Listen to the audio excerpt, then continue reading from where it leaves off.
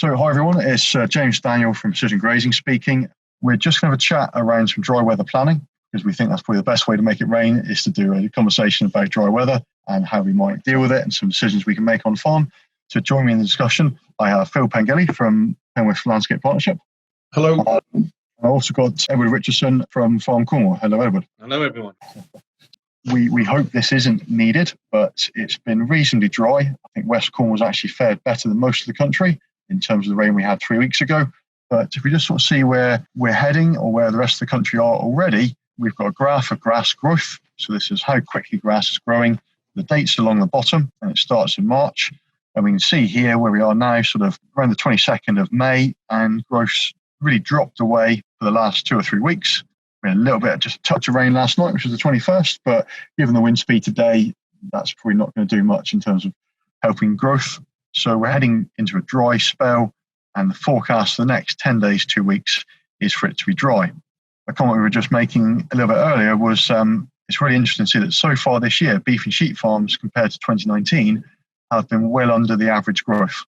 So we're already short of grass, and it's either going to make itself up in a big lump in maybe June, or it's going to stay dry for a little while longer.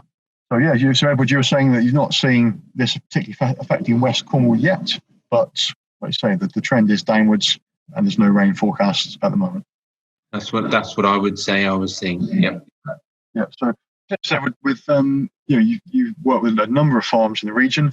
Do you know many of your clients, or how many of your clients would be doing some feed budgeting with the business or with the farm?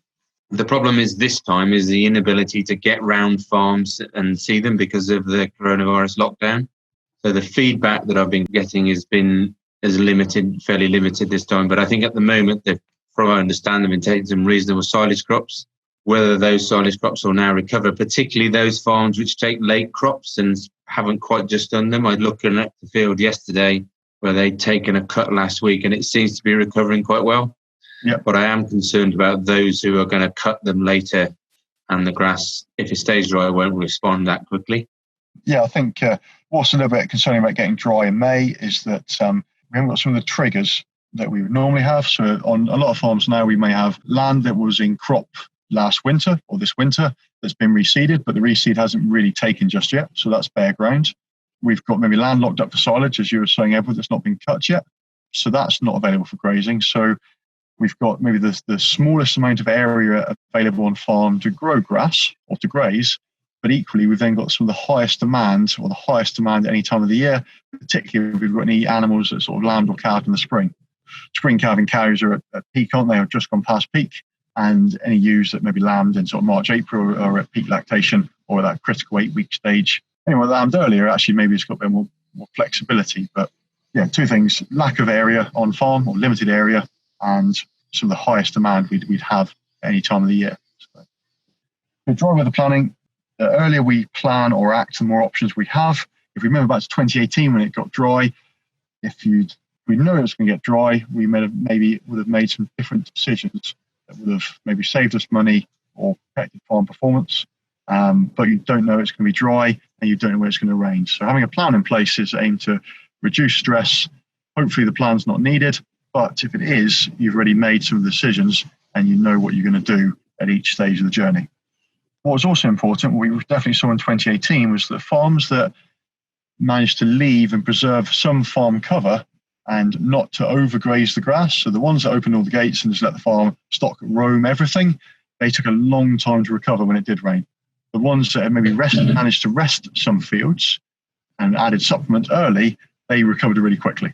Key lesson to take forward into this year, if it does continue to be dry, is to have a plan so that when it does rain, you recover really quickly.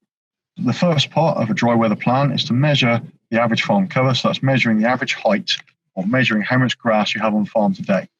That's basically what you're starting with. And at the moment, we're seeing some farms, or a lot of farms, now growing less than they need. That means the average height of grass on farm is dropping. Because grass needs its leaves to grow, that starts to impact how quickly it can grow, and you get in this sort of downward spiral of basically running out of grass. So start with, quantify how much grass is on farm. That can be done by eye, if you're experienced, or by using something like a sword stick, which is a ruler for measuring grass, or a plate meter, which measures grass height. Could I just ask James if there's any particular method you would recommend above another one? In this situation, so maybe you don't normally measure grass, but on this occasion you're interested in doing so. Something like a sward stick, very inexpensive to being free. And if anyone needs one, perhaps it's worth getting in touch with either Phil or myself, and we can sort one out for you. If you're measuring regularly, plate meter every time, because it's a lot more consistent. So that's a walking stick type device with a plate on it that sits on top of the grass and measures the height. In this case, like I say, if it's going to be a one-off event, then a sward stick, it turns the height of grass into kilos of dry matter per hectare, and so that makes it much easier to budget with. I would say I have got a few Ebelex sticks left over from past orders. Yep. If they're Ebelex, they've almost vintage. Yes, I got 3 or 4 here. Yeah. If they're any help to anybody. Yeah, and if someone's not measured before, then I say we'll share this PDF. We'll make this PDF available on the blog, and there's a link to a video as to how you measure. So if we're measuring and we do 2 measurements, maybe a week apart, we can actually calculate our growth rate, so how quickly grass is growing, and that'll be really useful in the next section when we look to calculate our demand. So we can see if we don't measure, or we have only measured once, then we can use something actually like Grass Check GB. So that's the graph we started with, and that can give us an idea as to what grass growth is like, taking an average across the country. So we can see here for the average of dairy farms is 50 kilos a day, and for sheep and beef, it's 30 kilos a day and heading downwards. So if we know what our growth is, and we know what our demand is, we can work out whether we've got a surplus or deficit. And if we have a surplus, that's when we silage and do those sort of things. But obviously the topic we're looking at is actually when the case we have a deficit and we're short, we need to know by how much are we short. So to measure the growth rate for your farm, you're going to have to measure some of the fields a week apart and compare the first measurement with the second to see what the difference has been. If you know your growth rate and you know your average farm cover, then it's useful or very essential to calculate farm demand. So in essence, if you had 2 dairy cows and 1 hectare, a dairy cow needs roughly 18 kilos of dry matter per day. So 2 cows would need 36. You've got 1 hectare, therefore your demand is 36 kilos per hectare per day. If you've measured your grass growth and it was only growing at 30, you've got a deficit of 6 kilos per day. So if you didn't do anything about it, after 10 days, you'd have 60 less kilos per hectare on the farm, and so on and so forth until you basically have no grass. Let's just give some approximations. So these are based on sort of average numbers. Obviously, if your suckler cow is heavier than average, it might be eating more, and vice versa.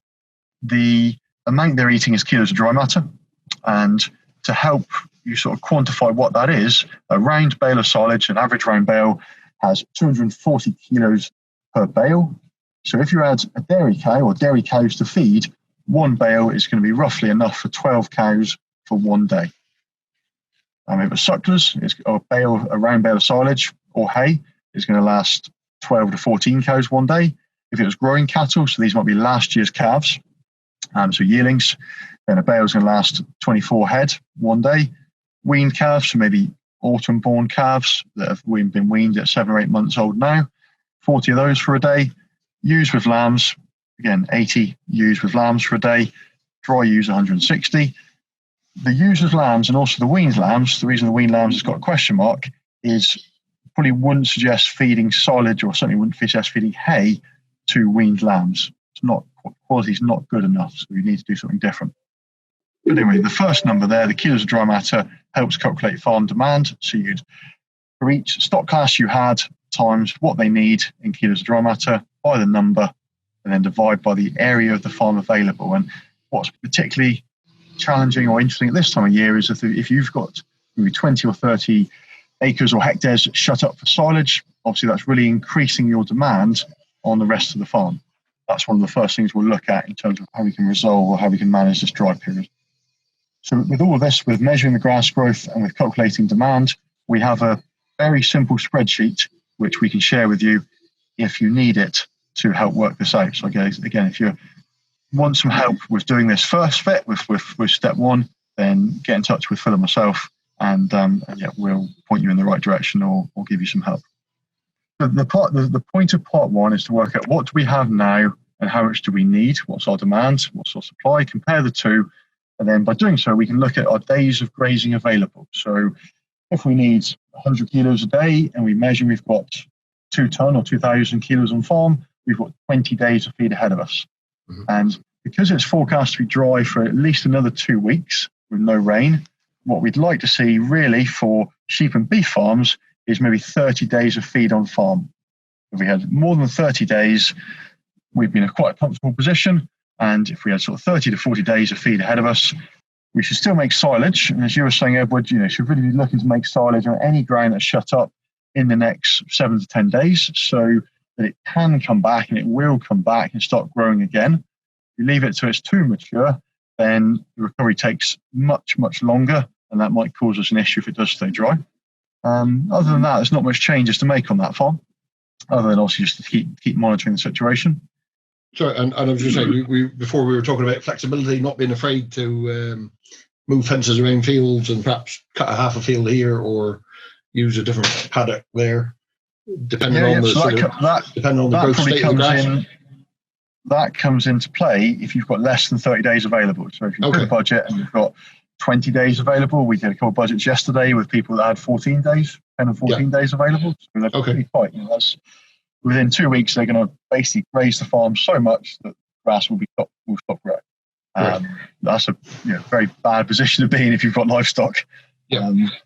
So if you do the budget and you've got less than 30 days, then there's some options that you really need to act on or to implement to protect the farm and to ensure that stock performance is maintained. So if you're less than 30 days, review the land that's currently shut up for silage.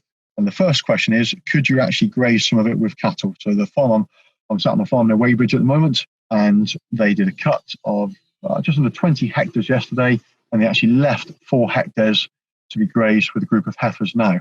Because we've done the feed budget, they only had, I think it was 16 days available, but by leaving those 4 hectares, yes, the grass is quite tall, yes, the heifers will waste a bit, but it's bought them another 2 weeks for the whole farm by not cutting it. It stays dry as it's actually now forecast to for the next 2 weeks. They would basically have been just feeding that silage back out, having only just put it in the clamp or in bales 2 weeks ago. So if you've got cattle, fairly flexible on what grass they'll eat, but obviously if you're going to graze some silage ground, pick the ground that's the shortest and the best quality, assuming there's fencing and water and those sorts of things, and just consider how you're going to graze it. You'll get a lot better utilization if you strip graze it. So that's an electric fence moving every 1 or 2 days and just allocating a narrow block of feed to the animals. Obviously, with sheep, it's a bit different because, not really that suited, particularly if they've got lambs with them still, to going into really tall grass and making good use of it. So if you had all sheep, we'd probably say, well, cut silage now and get that land growing grass again and back into rotation. So that's our option around silage. For anything else we might have on farms, maybe we've got some hay left in the shed. We might have some concentrate feed available that we didn't use in the spring. Maybe some barley in a bin somewhere. Really helps to prioritise stock in terms of what you're going to feed, what you're going to prioritise for grazing. And if you're going to prioritise stock, just account for body condition scores. So, on a farm, I might have some ewes with some lambs. I might have some suckler cows and some calves, and I might have some growing cattle. What's your thoughts, Edward and Phil, on what ranking we give to those 3 groups? We've got ewes and lambs, cows and calves, and we've got some growing cattle. Cows and calves, I think I'd like to see them keep going. Growing cattle, I think probably there's a potential to sort of hold them back a little bit. I think there's an opportunity. And the other group that you missed out there is dry cows. There's an opportunity to move them out the way, or at least make sure that they're not running with a dairy herd as well, and move those to somewhere where they're not required, they're not needed at the moment. Yeah. With the sheep, I think it is important to sort of keep the lambs moving, keep them going, and keep that area in front of them. At some point, depending on the age, you might think to yourself, well, is this the time to wean those lambs, depending on what stage we are at and how far we've got down this road. Yeah, cool. So we'll have a little comment on weaning in a bit. But yeah, I'd agree with that. Anything that's lactating, producing milk, that's your high priority, 100%. Yeah. So, and because they are lactating, whether they're giving milk and they're the milking herd, or whether they're filling a calf or a lamb, if they're not fed well, then their performance and the performance of their offspring will obviously suffer as well. And that will be quite costly to try and catch that up at a later stage. So yeah, definitely economically viable to feed them and to prioritise them. And as you said, Edward, the dry stock on the farm, whether that's dry cows or whether that's growing animals, then, particularly if they're not being mated, then they're the flexible mob, should we say. So they're the ones that might get the bales. They're the ones that might be taken off the platform and either brought back in again to be fed some silage or some hay. Yeah, that's our flexibility. And it's really useful in a system to have that flexibility. So that probably brings us on to supplements. And the table we have here, or the graphic, has got height of grass along the bottom in centimetres. So we see it starts at less than 3, goes up to 4. Above that is some numbers. The numbers in the brown are concentrate. So what this is suggesting is that if you can maintain grass sward height, whether you're rotationally grazing or set stocking, if the sward height is 4 centimetres or more, then there's really no need to feed concentrate. Won't be economically viable in terms of ewe performance. But if it's less than 4 centimetres, then feeding either 0.4 at 3.5 centimetres or 0.7 at 3 centimetres in terms of kilos of concentrate per day would be economically viable. Now, I think this probably applies to the ewe. You would feed it to the ewe if the lambs are less than 8 weeks. But if the lambs are more than 8 weeks, you would actually creep feed the lambs, because the ewe's not obviously producing a lot of milk after 8 weeks. So at that point, the focus turns to the lamb. And if the lamb was 10 weeks, then actually that weaning option might be the one to trigger to help do that as well. If you're going to feed supplements, think about who you're feeding it to and what their needs are, and look at the energy and protein. And again, if someone wants some help on costing out what the best option might be, if you need to buy some feed, then like I say, get in touch. If you're going to cost some options, it's always good to look at them as sort of pence per kilo dry matter, because that's what the stock are eating, or pence per megajoule of energy, because that's what the stock are using. So the quality and quantity is really important in terms of what's going to be the most cost effective. I've got a ruler in front of me, You have. and 4 centimetres doesn't look very much at all. It doesn't, no. So I guess every pasture is a little bit different. And so you've got to use your eye as well. If 4 centimetres means, let's say this is a field cut for silage, you go in with your ruler and it's measuring at least 4 centimetres. Well, that's obviously just the stubble, isn't it, where it was cut to. Let's say if it's 4 centimetres, well, 2 of those centimetres should be green leaf. Okay. Is the beer can test any good, James? Well, if we're lucky enough to have beer can height, then that's a really good measure for when to go and graze a field with cattle. Normally, I say we might make exceptions to that rule. If we're getting dry, we might sort of throw the rule book out the window a bit in terms of how tall the grass we're happy to go and graze. Obviously, for animals, we normally say graze down to somewhere between a golf ball and a tennis ball, depending on the age of the sward. If it's a new sward, you can probably graze the golf ball. If it's an older permanent pasture sward, actually a tennis ball sometimes is a good measure. Probably gives you some guides there that if your animals are grazing lower than that, then their performance is really being penalised. I guess the lower you go, the longer the recovery time is going to be, isn't it? 100%, yeah. And that's the danger if people don't supplement, but they just go round the farm and eventually open all the gates. They've overgrazed the grass plant, dropped the height of the grass, and the recovery takes a lot longer. So, when we get short of grass, the thing that everyone wants to run out and do is obviously spread some nitrogen, isn't it? What's our thoughts about using that at this time of year or in any period?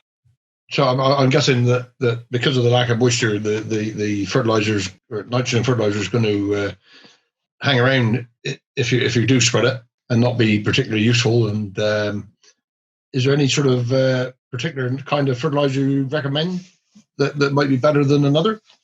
Yeah, I think obviously when fertilizer is spread on the ground, it needs moisture. It uses moisture or requires moisture to allow uptake by the plant. Yeah, so the product that's spread dissolves. If it's urea, it's going to be converted to ammonia nitrate before it can be taken up anyway. So if we were going to spread something, we'd want or need to wait till rain was in the forecast. So if you had a crystal ball and you knew it was going to rain last night, then that would have been enough to get a small amount of uptake. But the product to use, if it is dry, is either ammonium nitrate or protected urea. If you're going to use straight urea, then you need a minimum of 20 mil of rain within 24 hours of application. If you don't get enough rain after spreading urea, then the losses are up to 60%. That's pretty bad, not just for your pocket, but also obviously for the environment as well. So, in dry periods where you're unsure of rain, wait till rain is in the forecast. First of all, no point spreading it this week or even next. Wait till there's rain, and if you are going to apply some, think what the plant needs. So if you've got really short grass on the farm, it's probably moisture deficient, not nitrogen deficient, first of all. So it needs rain, not nitrogen. And once it has the rain, how much nitrogen does it actually need to use? A small application is going to be a lot more effective than a big lump, because it's just you're going to lose most of what you apply, and that's just going to pour money down the drain. So little and often, provided you've got the rain. Yeah, perfect. Right. So that weaning lamb decision, Edward, I completely agree. A really useful mechanism, particularly if you're a farm that's got mainly sheep. If we've got some cattle, then we're a bit more flexible putting what we can graze at the moment, especially if we've got some grass that locked up silage. But with sheep, we're a little bit inflexible. Once we wean, then we've got dry ewes, which hopefully, if in good condition, we can feed if we need to with a hay or silage. And we've got weaned lambs, which really is either grass or concentrate, or a summer forage crop if established early enough and if growing and so on. But we're too early for that at this stage. If we're going to wean, the caveat to it is we could wean as early as 9 weeks, which is pretty early. So what's that, sort of 70 days? Mm-hmm. But if we're going to wean at 9 weeks, then we've got to have really good quality grass. So that would look like probably 30% clover visually. It would be somewhere between Coke can and beer can height. And it would have very, very little, hopefully no seed head.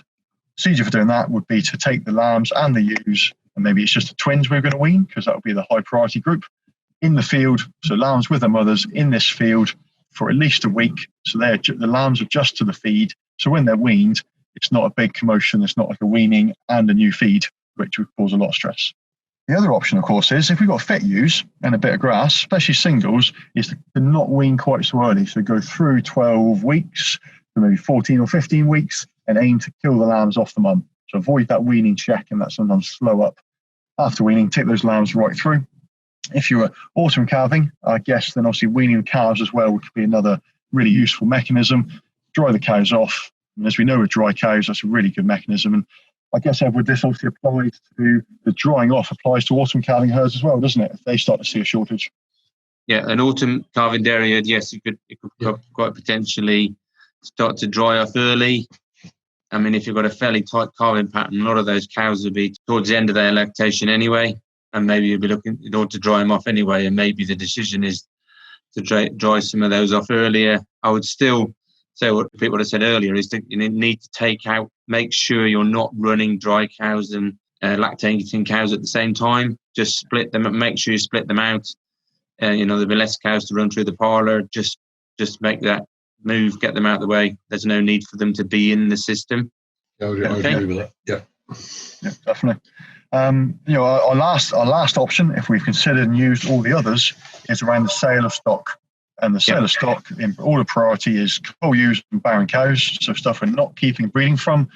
Don't put the weight on them. Get rid of them. Save the feed. Small cash loss by the sale maybe, but save the feed for your priority stock. Protect your breeding stock. Yeah, finishing or store cattle. If you've stuff fit to go or stuff you're going to sell anyway, get it sold. And then last resort is older breeding animals. And obviously, particularly if you've weaned, then coal ewes or dry ewes, take those out of the herd or the flock and preserve the feed for the rest of your stock. I think another point I would make is, particularly if you're under TB restrictions, you might not have that option to sell stock. Is possibility, some dry cows, is put them into a house and just give them some straw. Maybe the best way to do it if you can't move livestock off the farm because of TB. I agree with that. And assessing the stock and, like I say, deciding level of finish and what feed you have and what the economics are for keeping to finish, or as you say, especially with a cold cow, whether you sort of cut your losses and take her out at that time. So that's our options. The last point to make was actually around water. And the drier the weather, the more stock drink. It's particularly frightening to think a 650 kilo cow with a calf at peak demand. So that's about now they've reached peak lactation if they were calving through March and April. Could be drinking over 90 litres or up to 100 litres of water per day. It can be fairly stressful for cattle as well as for people if the water demand is not met. And I'm guessing, James, that if people are particularly relying on boreholes or springs, they should make sure they've got some sort of backup. Yeah. If you know that quite often you do get dry, Obviously, the interesting thing is that we're assuming that groundwater levels recover themselves in the winter because it's so wet. So springs and streams should be well protected. But if you know that maybe in 2018 you struggled, it's just worth putting a plan in place so that if it does happen, you've done something about it already, or you know what you're going to do. So again, it just takes the stress and worry away, and you can focus on the more important things, and water doesn't have to be an issue. I think it's important in that time to make sure, with all classes of livestock, they have enough access to water, particularly if the pipe is very narrow that's leading to the water trough, and it's fine during the spring when the grass has got plenty of moisture in it. But when it's hot, it may be worth perhaps doubling up on those water troughs or bringing in a water bowser where there just isn't enough, just to make sure that they're not running short of water. It is a legal requirement that all livestock need to have access to water 24 hours a day. So pipes which are struggling, simply put a second water trough in there just to give more reserve into the system, or as a bowser. Yeah, that's it. If you're a dairy block and you've got reasonably well set up with troughs, like say, sometimes you can move from 12-hour to 24-hour breaks, and that might enable you to bring 2 troughs into the paddock. If it's beef and sheep, like you say, it's making sure that you're maybe moving animals back to where the water supplies are more reliable. It's not only legal requirement, it's also milk is 90% water, a little bit over sometimes. So it's just a decent economic requirement. Is that don't penalise yourself by stock not having enough to drink during the day. That really wraps us up. 2 useful contact points. If you're getting concerned that it's dry, or say if hopefully we've made it rain by doing this, but if you're concerned it's dry or think a feed budget would be useful for the farm and business anyway, then like I say, get in touch with myself. If there's maybe some points that Edward's raised that I'd like to discuss further with him, then please get in touch with him. What we'll do is obviously share the details on the probably blog post, the contact details on the blog post. So if you watch this video, then hopefully you've seen those details and can contact us through there. But that's it. I'll wrap this up.